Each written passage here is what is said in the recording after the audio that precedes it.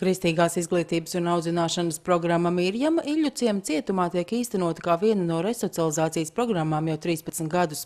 Tās ietveros notiesātās sievietes apgūst gan kultūras vērtības, tēlotāja mākslas un klasiskās mākslas studijas, kino lekciju kursu, gan ētikas pamatvērtības ar svētajiem rakstiem. Sievietes darbojas arī rokdarbu, mūzikas un teātra studijās. Mirjamā kā pasniedzēji strādā mākslas zinātnieki, aktieri un režisori, mūziķi un žurnālisti, kas šo darbu dara brīvprātīgi. Mirjamas vadītāja ir Iļļu ciema cietuma kapelāne un dzēniece Rudīta Losāne.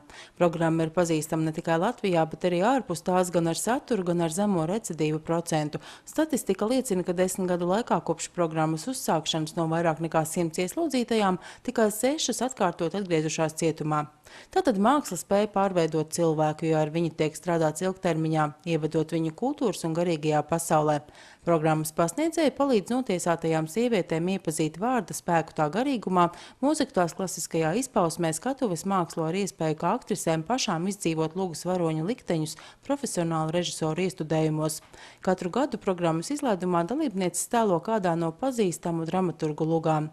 Programmas dalībnieces atzīst, ka tas palīdzējis mainīt skatījumu uz sevi un pasauli. Man ļoti interesē tas, ka tur papildus mācībām, kur mēs apgūstam bībeli un ir daudz citas studijas. Es arī gleznoju, mana glezna viena būs izstādē tagad vecrīgā, kas varās vaļā. Un teātra nodarbības un arī bībeli iemācīties mākslas ļoti interesanti. Savukārt cietuma mākslas studijā tapušos darbus ir iespēja apskatīt arī plašākai sabiedrībai.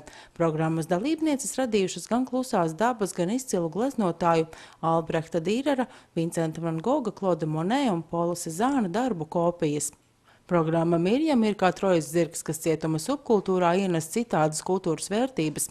Vērtības, kas apskaidro dvēseli un izmaina individu skata punktu. Bauda mirkli parasti, kad tu tiešām aizmirsties. Aizmirsties, ko tu esi nodarījis par savām kļūdām. Kļūdas ir katram, tikai katram viņas ir dažādi smagumi. Un ja tu esi nodarījis, par viņām ir jāatbild. Tā ir mana pagātne. Cietumā es saku paldies vispār, kad es tur nonācu. Jo es nebūtu tur nonākusi, es nebūtu sasniegusi un uzzinājusi tik daudz, kas ir bijis. Var likties neticam, ka šīs talantīgās, skaisti saposušās, ticīgās, bībeli pārzinošās, gleznot, dziedāt, teātri spēlēt protošās sievietes ar šiem lietām saskārušās tikai ieslodzījumā. Programma Mirjama turpina darboties, un 2015. gada vasarā būs tās kārtējais, nu jau 13. izlaidums.